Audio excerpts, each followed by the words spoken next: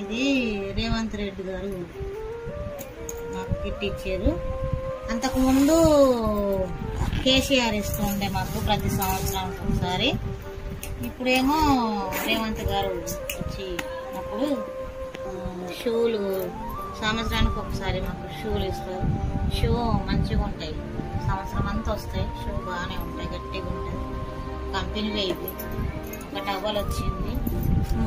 Rain coat రానందుకు ఇంకో towel కూడా వచ్చింది. 2 టవల్లు వచ్చినాయి.